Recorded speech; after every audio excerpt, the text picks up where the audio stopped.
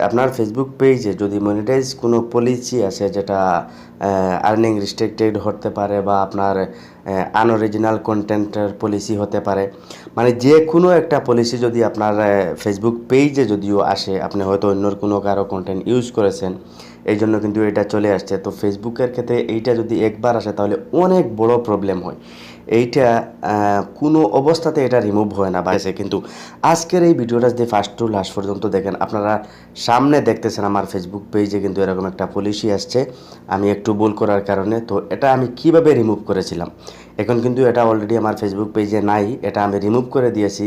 তো এটা কিভাবে করেছি, যদি আপনাদের এই প্রবলেমটা যদি থেকে থাকে তাহলে আজকের এই ভিডিওটা একটু ধৈর্য ধরে ফার্স্ট টু লাস্ট পর্যন্ত দেখেন।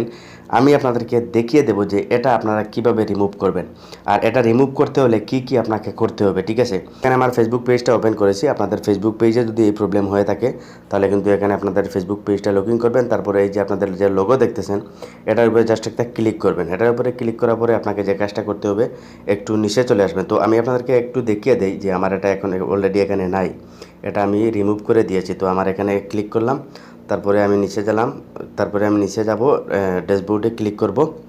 তো তারপরে একটু নিচে চলে যাব। তো এখানে দেখেন আমার মনিটাইজ অপশন রয়েছে, এটার উপরে আমি ক্লিক করলাম। তারপরে এখানে একটু ওয়েট করবেন, একটু লোডিং নেবে। তো দেখেন আমার এখানে কিন্তু এই প্রবলেমটা কিন্তু চলে গেছে, এখানে কিন্তু ছিল। ঠিক আছে, তো এটা রিমুভ করতে হলে আপনাকে কোন কাজগুলো করতে হবে, আমি একটু ব্যাক চলে যাচ্ছি।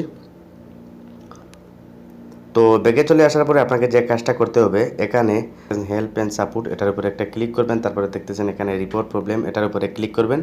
তারপরে এখানে দেখতেছেন আপনারা একটা রিপোর্টের প্রবলেমের অপশন রয়েছে, এটাতে ক্লিক করবেন। তো এটাতে ক্লিক করার পরে একটু ওয়েট করবেন। তো তারপরে এরকম একটা অপশন আসবে, তো আপনি এখানে একটা ক্লিক করে দিবেন।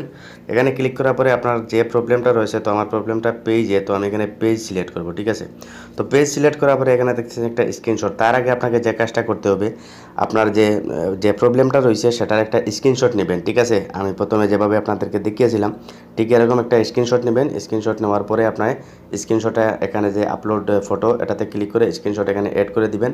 তারপরে এখানে ডেসক্রিপশনও আপনাকে লিখতে হবে যে আপনার প্রবলেমটা কী, তো আপনি কি লিখবেন। ঠিক আছে, তো এটা আমার এই ভিডিওর ডেসক্রিপশনে থাকবে, এটা আপনারা কপি করে নেবেন। কপি করে নেওয়ার পরে এখানে আপনারা পেস্ট করে আপনারা সেন্ড রিপোর্টে আপনারা ক্লিক করে দিবেন। ঠিক আছে, এই কাজটা আপনাকে করতে হবে। তো এই কাজটা করার আগে আরও একটা কাজ আপনাকে মাস্ট বি করতে হবে। আপনার যে ভিডিওর মাধ্যমে এই প্রবলেমগুলো আইছে সেই ভিডিও সম্পূর্ণ আপনাকে ডিলিট করতে হবে। ডিলিট করার পরে আপনি একটা লাইভ করবেন, একটা বা দুইটা লাইভ করবেন। লাইভ করার পরে আপনি এই কাজটা করবেন। যদি লাইভ না করেন তাহলে কিন্তু এই কাজ করলে কোনো লাভ হবে না, বা আপনার ভিডিওগুলো যদি ডিলিট না করেন তাহলে কোনো লাভ হবে না। তো আপনাকে প্রথমে যে কাজটা করতে হবে, এই কাজ করার আগে আপনাকে ভিডিও সম্পূর্ণ ডিলিট করতে হবে, তারপরে আপনাকে একটা বা দুইটা লাইভ করতে হবে, তারপরে আপনার এই কাজটা করবেন। ঠিক আছে, তো এই রিপোর্ট আপনাকে একবার বা দুইবার বা তিনবারও আপনাকে করতে হবে। আর যদিও প্রথমবার করার পরে এটা রিমুভ হয়ে যায় তাহলে তো হয়ে গেল, আর যদিও আপনার রিমুভ না হয় তাহলে আপনি এক থেকে দুই বা তিনবার, একবার বা দুইবার তিনবার আপনারা করবেন। এরকমভাবে দেখবেন আপনাদের এই প্রবলেমটা কিন্তু রিমুভ করে দিবে। ঠিক আছে, আর যদিও আপনার ফেসবুক পেজে কোনো অন্যর কোনো কন্টেন্ট ইউজ করে থাকেন বা আদার সম্পূর্ণ কপিরাইট জিনিস আপনি ইউজ করেছেন, তাহলে কিন্তু এটা আপনার যাবে না। ঠিক আছে, আর যদি আপনার কন্টেন্ট হয়ে থাকে বা যদি কপিরাইটের কোনো প্রবলেম না থাকে, জাস্ট যে ভিডিওর মাধ্যমে কপিরাইট আসছিল বা এই প্রবলেমটা আসছিল, তো সেই ভিডিওগুলো ডিলিট করবেন।